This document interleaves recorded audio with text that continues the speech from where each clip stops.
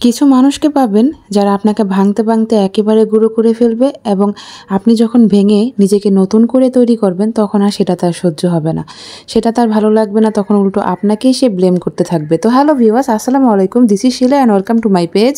সবাই কেমন আছেন? আলহামদুলিল্লাহ আমিও ভালো আছি। এইদিকে আমি পোলাও চালটাকে হাফ সেদ্ধ করে নেব, প্রায় 90% পর্যন্ত সেদ্ধ করে নেব এবং এটা দিয়ে আমি কি রান্না করব আজকের ভিডিওতে সেটাই শেয়ার করব।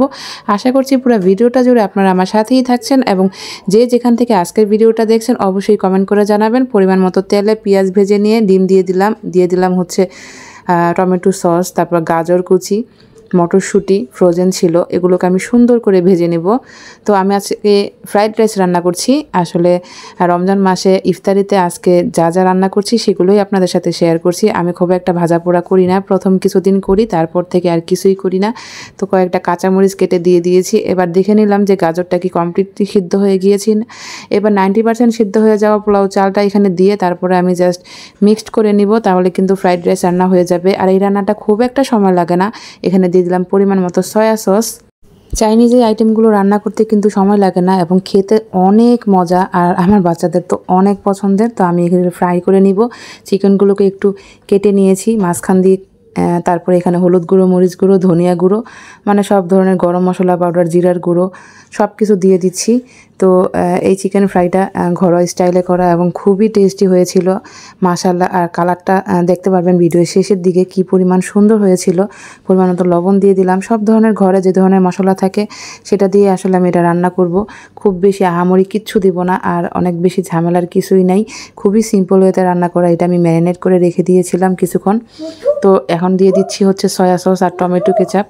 তো চিকেনগুলোকে মশলায় মেখে যতক্ষণ পর্যন্ত ম্যারিনেট করতে পারেন এটা কিন্তু ততটাই টেস্ট বাড়বে। তো আমি অনেকক্ষণ প্রায় ম্যারিনেট করে রেখে দিয়েছিলাম, সুন্দর করে মেখে নিব এটাকে। এটা এখনই দেখতে অনেক সুন্দর হয়েছে। এবার দিয়ে দিলাম কর্নফ্লাওয়ার। তো কর্নফ্লাওয়ার পরিবর্তে আপনারা চাইলে ময়দাও ইউজ করতে পারেন। তারপর এটাকে আমি সুন্দর করে মেখে তারপর রেখে দিব, অনেকক্ষণ ধরে ম্যারিনেট করে রেখে দিব। তারপরে আমি ভেজে নিব জাস্ট ইফতারের আগ সময় মুহূর্তে। তো এই যে ইফতারে কিন্তু ভাজা পোড়া বাদ দিয়ে এই ধরনের আইটেমগুলো রাখতে পারেন। এটা বড়রা বুড়োরা সবাই কিন্তু পছন্দ করবে, ছোটরা। আর এটা খেতেও অনেক বেশি মজা আর অনেক বেশি কম সময়ে সুন্দর করে রেডি হয়ে যায়। আর ভিডিও শুরুতে যে কথাটা বলছিলাম, পৃথিবীতে এরকম অনেক ধরনের মানুষ পাবেন যারা কিনা আপনাকে সারা জীবন ধরে ভাঙতে ভাঙতে গুঁড়ো করে ফেলবে এবং আপনাকে কখনোই সে তার ভুলের জন্য সরি বলবে না, ক্ষমা চাইবে না। কিন্তু দিন শেষে আপনি যখন নিজেকে পরিবর্তন করবেন তখন সে আপনাকেই আবার সবার সামনে ব্লেম করতে ছাড়বে না। তো এই ধরনের মানুষগুলো আসলে সমাজে থাকবে, তাদের সাথে আমাদের চলতে হয়, কিছু করার নেই। জীবন মানেই এরকম। জীবনে আসলে অনেক কঠিন উচ্চায় পার করতে হয় আমাদেরকে। দেখুন এটা দেখতে কতটা সুন্দর হয়েছে মাশাআল্লাহ। এত বেশি ইয়াম্মি হয়েছিল কি বলবো।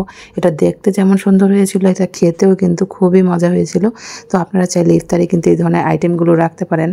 ইফতারের সাথে সাথে সেহরি রান্নাও করার লাগে, সব কিছুই কিন্তু একসাথে রান্না করেছিলাম। আরও অনেক কিছু ছিল। তো আজকের ভিডিওটা এই পর্যন্তই। নতুন কোনো ভিডিওতে আপনাদের সাথে দেখা হবে। সেই অবধি সবাই ভালো থাকবেন। সবার জন্য রইল দোয়া। আল্লাহ হাফেজ।